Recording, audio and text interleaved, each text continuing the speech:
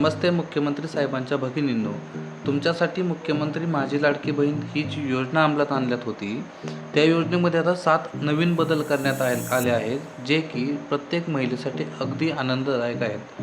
म्हणजे जे काही डॉक्युमेंटच्या रिलेटेड जे काही बदल होते, ते बदल त्यांनी सहजरित्या सर्वांना उपलब्ध होतील अशा स्वरूपात त्यांनी बदल केलेले आहेत. त्यांनी बदल कोणकोणते केले आहेत ते आज आपण या व्हिडिओमध्ये पाहणार आहोत. त्यांनी पहिला बदल असा केलेला आहे की जी काही फॉर्म भरण्याची मुदत होती ती 15 दिवसांची त्यांनी दिलेली होती, परंतु ती मुदत वाढवून त्यांनी 2 महिने करण्याचा निर्णय केलेला आहे.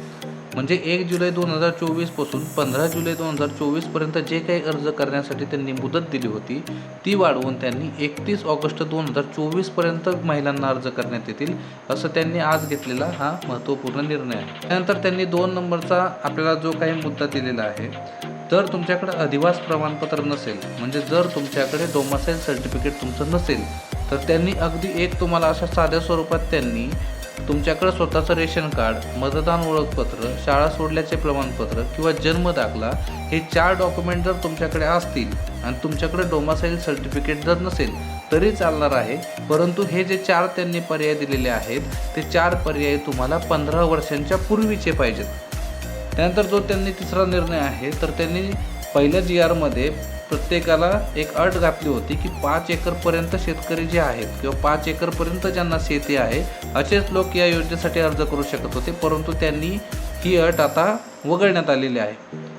4 नंबरचा निर्णय त्यांनी असा घेतलेला आहे की पहिलं त्यांनी एक वयाची अट त्या ठिकाणी घातली होती, ती म्हणजे 21 ते 60 वर्ष, पण आता त्यांनी ती वयाची अट वाढवून 21 ते 65 वर्ष वयोगटात करण्यात आलेले आहे.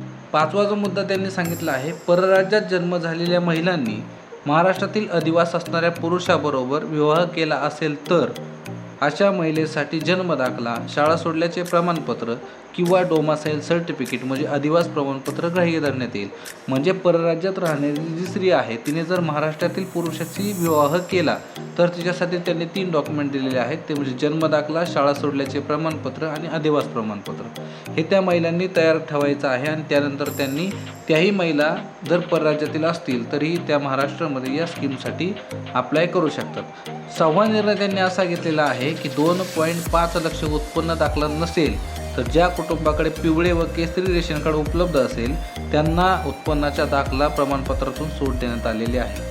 म्हणजे जर तुमच्याकडे पिवळं किंवा केसरी रेशन कार्ड असेल तर तुम्हाला उत्पन्नाचा दाखला काढण्याची काहीच आवश्यकता नाही आहे. तुम्ही पिवळं किंवा केसरी रेशन कार्ड जे काही आहे तुमचं त्यावरती सुद्धा तुम्ही अप्लाय करण्यासाठी पात्र आहात, असं त्यांनी आपल्याला 6 नंबरचा पर्याय दिलेला आहे. 7 नंबरचा जो काही बदल आहे तो त्यांनी या ठिकाणी अत्यंत महत्त्वाचा बदल आहे, तो सदर योजनेत कुटुंबातील एका पात्र अविवाहित महिलेला सुद्धा या योजनेचा लाभ घेण्यात येणार आहे. पहिले त्यांनी फक्त विवाहित महिलांसाठीच अर्ज दिले होते, परंतु त्यांनी आता तो निर्णय बदलून जर एखाद्या महिलेचं 21पेक्षा जास्त वय आहे आणि ती अविवाहित आहे तर तीही महिला आता या योजनेसाठी पात्र ठरू शकते, असं त्यांनी सांगितलेलं आहे. अशा प्रकारचे जे काही 7 बदल आहेत ते 7 बदल त्यांनी बदललेले आहेत, जे की प्रत्येक सामान्य माणसासाठी अगदी चांगले आहेत.